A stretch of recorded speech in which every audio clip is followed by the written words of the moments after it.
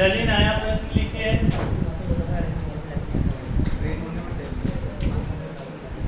लिखिए प्रश्न। फैराडे के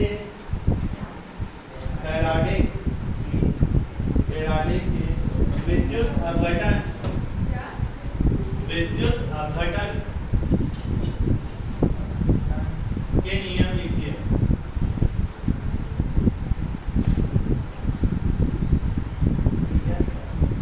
फैराडे के विद्युत अपघटन के नियम लिखिए। आप प्रश्न सभी है।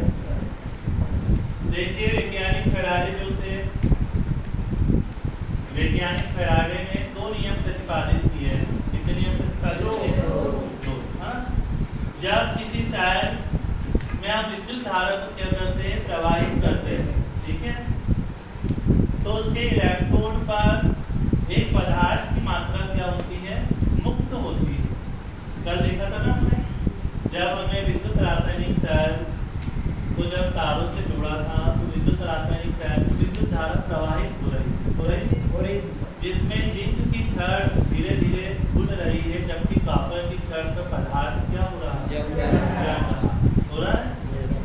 तो जब किसी सेल में विद्युत धारा प्रवाहित की जाती है तो विद्युत अपघटन के कारण जो पदार्थ की मात्रा उत्पन्न हो रही है उसमें जो संबंध बताने के लिए वैज्ञानिक फैराडे ने नियम प्रतिपादित किए, जिन्हें हम फैराडे के नियम कहते हैं।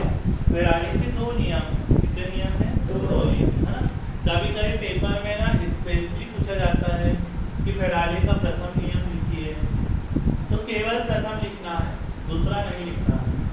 यदि पूछा जाता है कि फैराडे का दूसरा नियम लिखिए तो हम केवल दूसरा नियम लिखें। और यदि प्रश्न आता है सिंपल फैराडे के विद्युत अपघटन के नियम लिखिए, तब हमें दोनों नियम क्या है लिखने पड़ेंगे। आ रहा है समझ में? Yes sir. तो देखिए हम फैराडे का प्रथम नियम समझते हैं।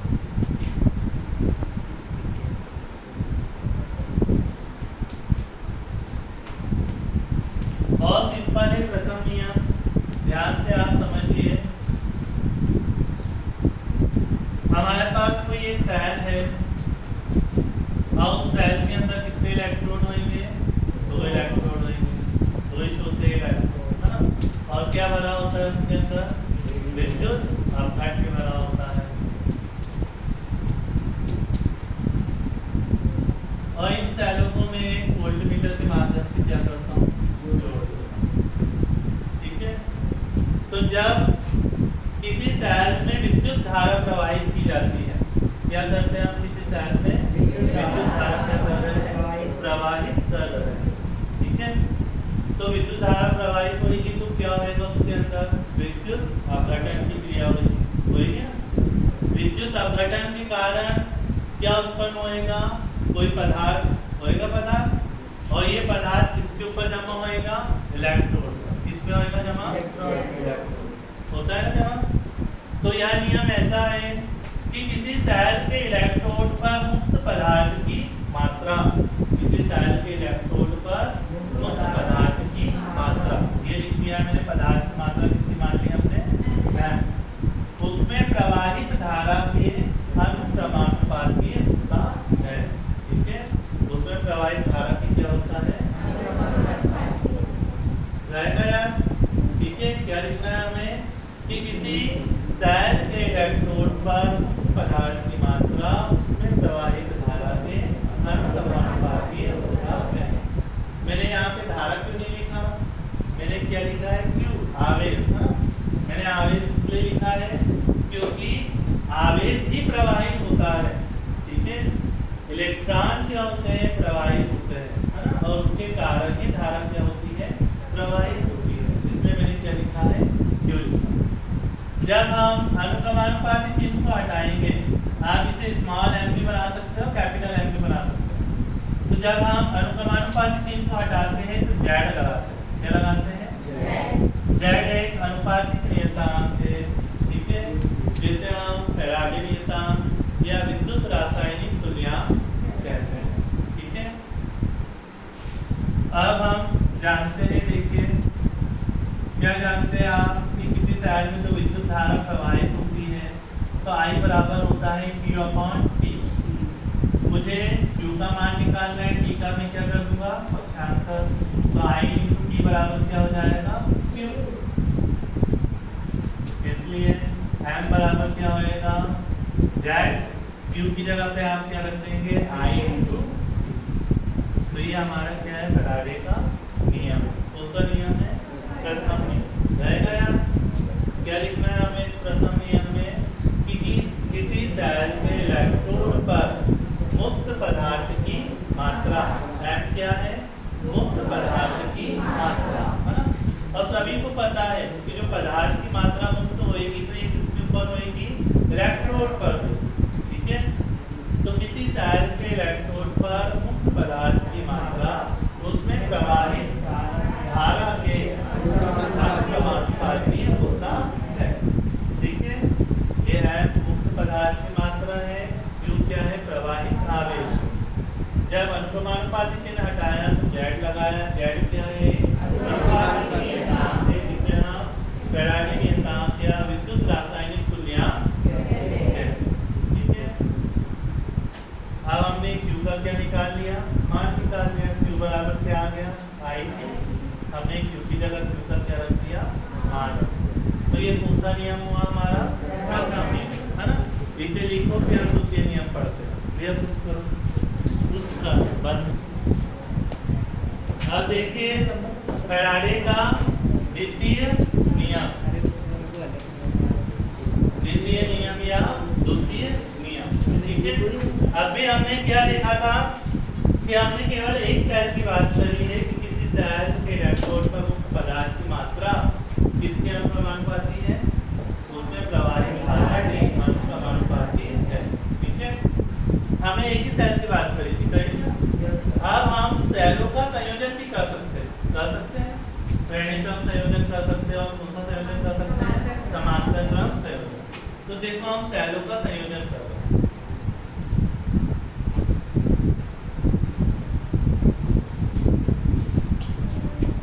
हम श्रेणी क्रम में सेलों को क्या कर रहे हैं जोड़ रहे हैं, ठीक है। ये उसके दो दो क्या है हमारे इलेक्ट्रोड विभव, इलेक्ट्रोड विभव नहीं इलेक्ट्रोड, श्रेणी क्रम में क्या होता है कि हम दूसरे इलेक्ट्रोड को किससे जोड़ देते हैं दूसरे के पहले जोड़ते हैं ना, फिर दूसरे के दूसरे इलेक्ट्रोड को क्या करेंगे तीसरे के पहले से जोड़ देंगे, और ये दोनों इलेक्ट्रोड जो रहेंगे इनको हम क्या करेंगे आपस में इस प्रकार से जोड़ देंगे। आप यहाँ पे एक बल्ब भी लगा सकते हैं या फिर क्या लगा सकते हैं वोल्टमीटर, सभी के अंदर क्या भरा होगा विद्युत अपघट भरा है विद्युत अपघट, ठीक है। तो हमने श्रेणी क्रम में सेलों को क्या किया है जोड़ा, ठीक। विभिन्न सेलों को आप क्या कर सकते हैं श्रेणी क्रम में जोड़ सकते हैं।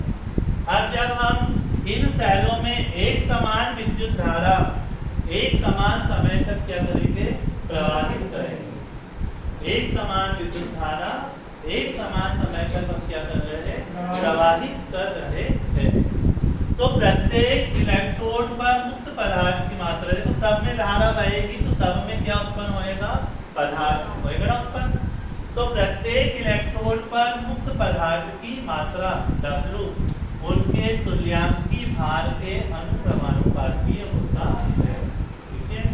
प्रत्येक इलेक्ट्रोड पर मुक्त पदार्थ की मात्रा उनके तुल्यांकी भार के क्या होता है अनुक्रमानुपाती होता है। ये क्या है आपका तुल्यांकी भार, और ये वाला क्या है हमारा मुक्त पदार्थ की मात्रा,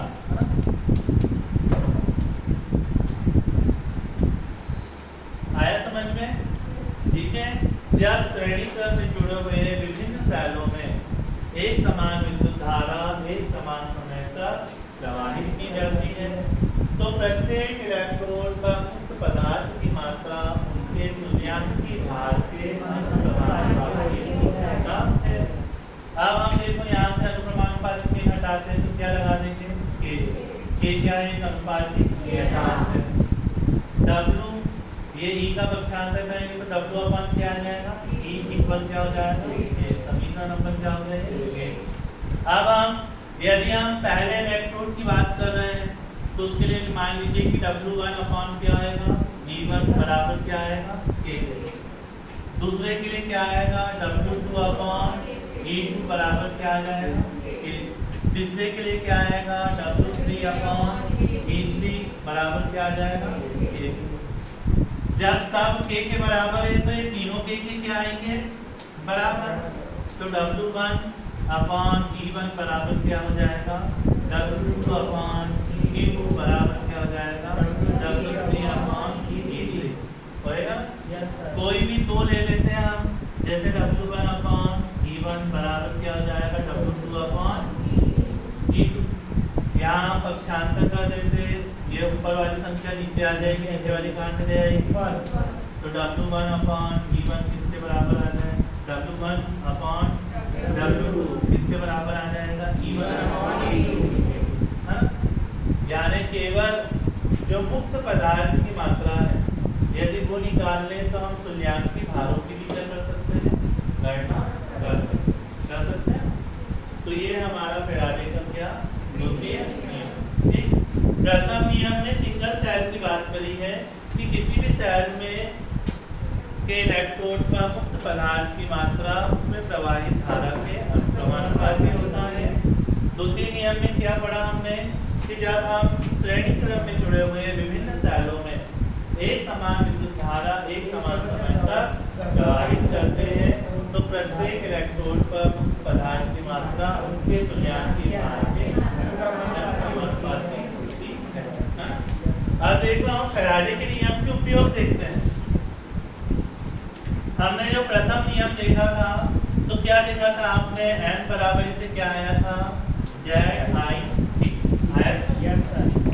Z क्या है हमारा, विद्युत रासायनिक तुल्यांक है ना, जो एक क्या होता है, नियतांक होता है ना। तो हम क्या कर सकते हैं कि फैराडे के नियम का उपयोग करके हम विद्युत रासायनिक तुल्यांक की गणना कर सकते हैं। फैराडे का नियम का उपयोग करके हम किसी सेल के इलेक्ट्रोड पर मुक्त पदार्थ की मात्रा की गणना कर सकते हैं। फैराडे के नियम का उपयोग करके हम तुल्यांकी भार की भी गणना कर सकते हैं, है ना। कुछ अलग से याद नहीं करना है, जो हमने लिखा है ना हम उसी की क्या कर रहे हैं, गणना करते हैं इस नियम से। अब हमें पता होना चाहिए कि जो Z है वो क्या है हमारा, विद्युत रासायनिक तुल्यांक है ना। तो हमें यही लिखना है कि हम इस नियम का उपयोग करके विद्युत रासायनिक तुल्यांक की गणना कर सकते हैं। किसी इलेक्ट्रोड पर मुक्त पदार्थ की मात्रा की हम गणना कर सकते हैं और तुल्यांक की भार की भी हम क्या कर सकते हैं, गणना कर सकते हैं। आया समझ में सभी को, हो जाएगा ना यार। तो इस प्रकार फैराडे के कितने नियम थे, दो नियम।